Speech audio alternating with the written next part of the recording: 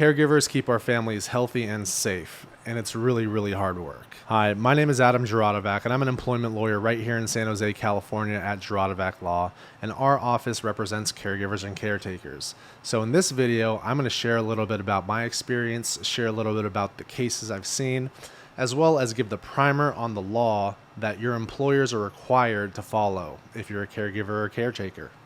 So let's just jump right into it. In the state of California, if you're a caregiver, your employer is required to pay you overtime if you work over 8 hours in a day. Now, what overtime wages are, it's your hourly rate of pay. So if you're getting paid $20 an hour, you take that $20 and you multiply it by 1.5 times. So for example, if you're working for 8 hours at $20 an hour, the 9th, 10th, 11th, and 12th hour you work are going to be at time and a half. So they're going to be payable at $30 per hour. Now, in the state of California, we also have something called double overtime. Now, what double overtime means is if you work over 12 hours in a day, your employer is required to pay you 2 times your normal hourly rate of pay. So if you get that $20 an hour regular time, your employer is required to pay you $20 an hour for all of the hours you work more than 12 in a day.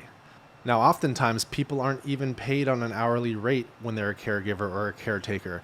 They're expected to work a 24-hour shift on a daily rate of pay, meaning they're expected to work 24 hours for sometimes $150 a day, and I've seen it.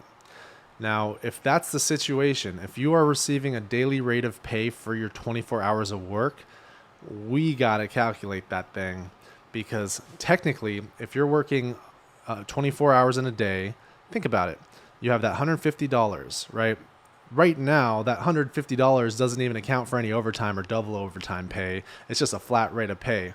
So in the state of California, what we do and what the courts do is they take that flat rate, that $150, and they apply that to the first 8 hours you worked. So it's only covering the first 8 hours, meaning that the rest of the 16 hours that you were working that day were unpaid, meaning that your employer owes you wages for the 9th hour, 10th hour, 11th hour, 12th hour, all the way up to 24. Now, that's just assuming that the daily rate of pay is enough to pay you above the minimum wage for those first 8 hours.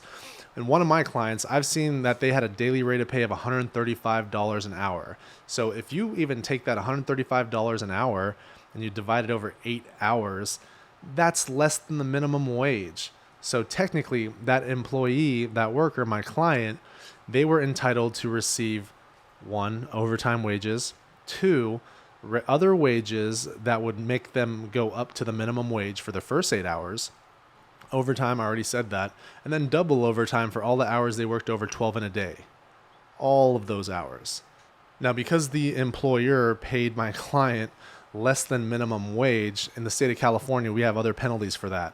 And they're called liquidated damages. In the federal law, we have double liquidated damages, but that's going to be a topic for a separate video. Now, what liquidated damages means is you are entitled to receive at least minimum wage for all of the hours that you worked. And if you're not receiving that minimum wage, when you adjudicate your claim, when you go after your claim, when you start your claim, and you win it, then the employer has to pay you not only the difference from what they paid you and the minimum wage, they have to pay you, so you're getting at least minimum wage, but that dollar amount, that difference that they didn't pay you, they multiply that dollar amount by 2, and then that's what your liquidated damages will be. So that's just a way that the government and the courts try to punish employers for paying people under the minimum wage. And that's where claims start adding up. Now, when I start seeing a lot of cases come in, I'm also seeing people who are only earning regular rates of pay, even though they're working 24-hour shifts or 15-hour shifts or 20-hour shifts. Now, if that's the situation, then your employer is failing to pay you overtime, and your employer is failing to pay you double overtime, and your employer is probably failing to give you your bona fide rest breaks and lunch breaks. But if we just focus on the overtime and double overtime, what that means is if you're working those 24 hours, it doesn't mean that you don't get that money. It means that you're accruing your claim, meaning if you get paid that flat rate for 24 hours between hours 8 and 12, remember, that's the overtime rate, between hours 8 and 12, you are still entitled to that time and a half. Now, since your employer paid you the regular rate, they need to pay you that half time. So if we're looking at that $20 an hour example, now if we're talking about that $20 an hour example, If you're working between 8 and 12 hours in a day, you're entitled to $30 an hour. So if your employer only paid you 20, then technically they owe you $10 more for those 4 hours worked. Now, if we're talking about hours between hours 12 and 24, then that's when you're entitled to double overtime. So 20 times 2 equals 40.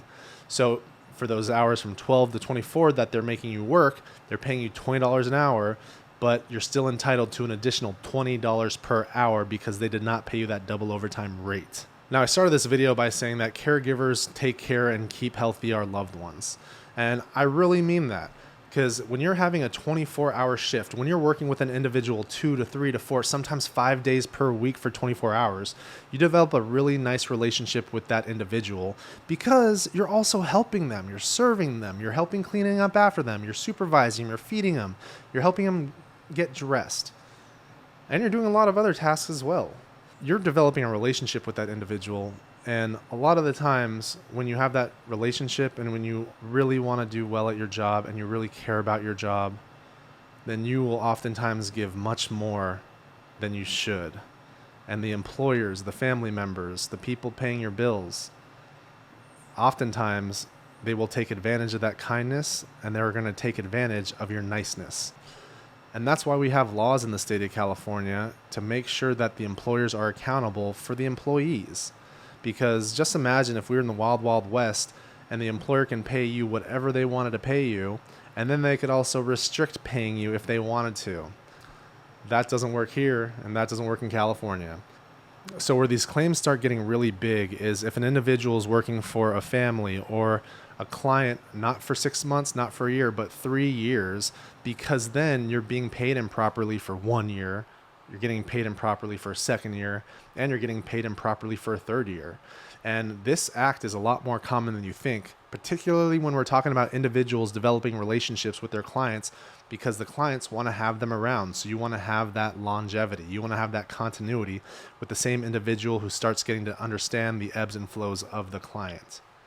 So that's also one reason why a lot of caretakers don't make a claim, is because they can't even dream of putting the family that they're helping out or the client that they're working for in the position to pay them in accordance to California law.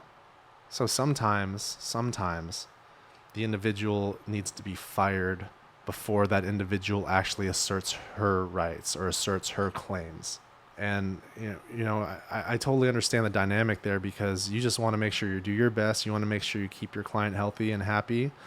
And I know oftentimes the families, they promise you things. They tell you things. They tell you they're going to take care of you. They promise they're going to retain you even if they're family members in hospice. And I could say that a lot of times those promises were a lie, unfortunately. And then that's when people start coming to my office. Now, this video is not for people to start setting up claims, but this video is to help inform and educate individuals of their rights. And also, if you're in one of these situations, this is a really good opportunity to understand a little bit more about double overtime and overtime. And also, you're able to communicate the law to your employers. You're able to verbalize and share with them what you learned on the internet potentially, and give them something that they can look into. Because believe it or not, and this is my true opinion, a majority of employers, most employers, just want to pay their employees correctly. Most employers want to make sure they do things right. It's not too many employers who are purposefully trying to, stab and backstab their employees, but it does happen. And, when you're in litigation, it actually happens more than you think. And that's why you're there. But at the same time, that doesn't mean you shouldn't stick up for yourself. That doesn't mean you shouldn't speak up for yourself. And that doesn't mean you shouldn't get what you're owed. Right? A lot of the times, these caretakers, they're not looking for things that they're not entitled to. They just learn what the law is. They learn what their rights under the law are. And they just want to get paid what they're entitled to. And that's after caring for these beloved family members for so many years, for such a long period of time. So one of the things I always say is, Starting a conflict, making a complaint about your current employer is one of the hardest and bravest things to do, because at that point you don't know if you're going to be terminated or not. But sticking up for yourself is something that we are required to do in our lives.